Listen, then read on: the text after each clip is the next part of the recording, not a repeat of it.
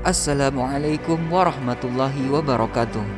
Bulan Sya'ban menjadi bulan mulia bagi umat Islam, kesempatan bagi umat muslim untuk memohon ampunan sedalam-dalamnya dan terbukanya pintu rahmat dari Allah Subhanahu wa taala. Semua umat muslim pun dianjurkan memperbanyak amalan sunnah untuk mendapatkan rahmat dan keutamaan malam nisfu Sya'ban. Malam nisfu Sya'ban merupakan salah satu malam pengampunan dosa. Sayyid Muhammad bin Alwi al-Maliki menjelaskan bahwa malam nisfu Sya'ban adalah Lailatul Maghfirah, yakni malam pengampunan atas dosa-dosa. Namun beliau juga menjelaskan ada dosa yang tidak diampuni di malam nisfu Sya'ban. Lalu dosa apa saja yang tidak diampuni pada malam nisfu Sya'ban? Tonton video ini sampai selesai agar tetap di jalan yang lurus. Sebelumnya, dukung channel ini agar terus konsisten menyebarkan informasi seputar Islam lainnya dengan cara like, subscribe, dan share. Apa itu malam nisfu Sya'ban? Sebelum mengetahui beberapa dosa yang tidak diampuni di malam nisfu Sya'ban, perlu dipahami terlebih dahulu apa yang dimaksud malam nisfu Sya'ban. Malam nisfu Sya'ban merupakan malam ke-15 atau pertengahan bulan Sya'ban.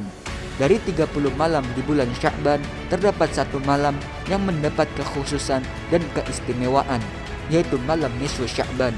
Nisfu artinya pertengahan, sehingga nisfu Sya'ban berarti pertengahan bulan Sya'ban.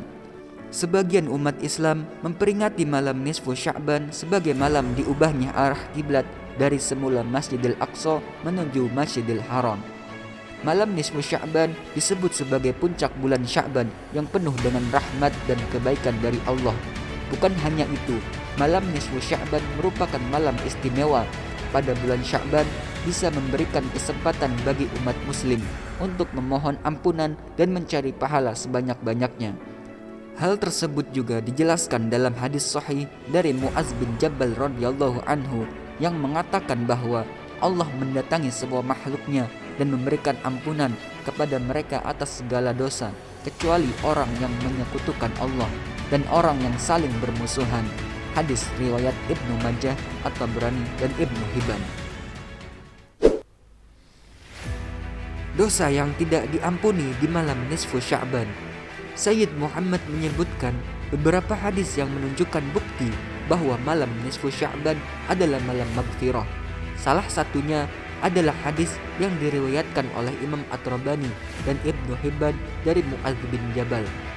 Allah memandang semua makhluknya pada malam nisfu Sya'ban, kemudian mengampuni dosa mereka kecuali dosa musyrik dan dosa munafikan yang menyebabkan perpecahan. Keutamaan malam nisfu Sya'ban ini, Allah menjanjikan ampunan yang seluas-luasnya dan pahala yang sebanyak-banyaknya bagi umat muslim yang mengerjakan amalan baik.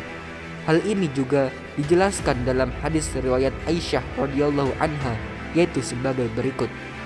Dari Aisyah radhiyallahu anha berkata bahwa Rasulullah SAW bangun pada malam dan melakukan sholat serta memperlama sujud, sehingga aku menyangka beliau telah diambil. Karena curiga, maka aku gerakan telunjuk beliau dan ternyata masih bergerak. Ketika beliau mengangkat kepalanya dari sujud dan selesai dari sholatnya, beliau berkata, "Wahai Aisyah, apakah kamu menyangka bahwa Rasulullah tidak memberikan hakmu kepadamu?" Aku menjawab, "Tidak ya Rasulullah, namun aku menyangka bahwa Anda telah dipanggil Allah karena sujud Anda lama sekali." Rasulullah SAW bersabda, "Tahukah kamu malam apa ini?" Aku menjawab, "Allah dan Rasulnya lebih mengetahui." Beliau bersabda, "Ini adalah malam nisfu Sya'ban dan Allah muncul kepada hamba-hambanya di malam nisfu Sya'ban dan mengampuni orang yang minta ampun, mengasihi orang yang minta dikasihi, namun menunda orang yang hasud sebagaimana perilaku mereka." Hadis riwayat Al-Baihaqi. Dalam hadis riwayat lain, Aisyah juga menjelaskan bahwa Allah memberi kesempatan bagi umat muslim untuk mendapatkan pengampunan seperti banyaknya bulu kambing. Sesungguhnya Allah Azza wa Jalla turun ke langit dunia pada malam nisfu Sya'ban dan mengampuni lebih banyak dari jumlah bulu kambing Bani Kalb, salah satu kabilah yang punya banyak kambing. Hadis riwayat At-Tabrani dan Ahmad. Meskipun malam nisfu Sya'ban merupakan malam pengampunan dosa, tapi ada beberapa dosa yang tidak bisa diampuni. Selain itu, seseorang bisa mendapatkan pengampunan di malam nisfu Sya'ban jika melakukan amalan seperti tadarus Al-Quran, istighfar, dan zikir. Selain syirik dan orang munafik yang menyebabkan perpecahan, sebagaimana yang telah disebutkan pada hadis di atas, ada beberapa dosa yang tidak bisa serta-merta diampuni pada malam nisfu Sya'ban. Menurut Sayyid Muhammad, dosa-dosa yang tergolong sebagai dosa besar juga tidak akan diampuni pada malam-malam pengampunan dosa seperti nisfu Sya'ban dan juga malam-malam pengampunan yang lain. Bahkan dosa-dosa seperti ini adalah dosa-dosa yang patut dijauhi, baik di malam yang penuh ampunan seperti nisfu Sya'ban, bulan Ramadan, Ashhurul Hurum, serta malam-malam ampunan yang lain. Hal ini jelas disebutkan dalam hadis sahih riwayat Bukhari, Tirmidzi, dan An-Nasa'i dari Ibnu Mas'ud. Abdullah bin Mas'ud bertanya, "Wahai Rasulullah, dosa apakah yang paling berat?" Kemudian Rasulullah menjawab, "Menjadikan suatu hal sebagian bersamaan dari Allah yang telah menciptakanmu atau syirik."